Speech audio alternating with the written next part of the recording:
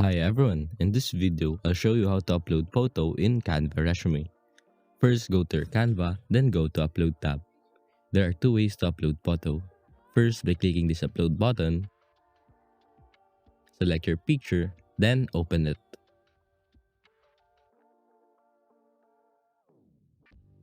Second way, open your file manager. Click and drag the photo that you want to upload. To add it on your resume, you can click on it and it will appear on the page. Resize, then click and drag it to the frame. But what if there is no frame? Click on your photo, resize it, and then place it where you think it would fit. If you want to add the frame, go to Elements tab, search for frame,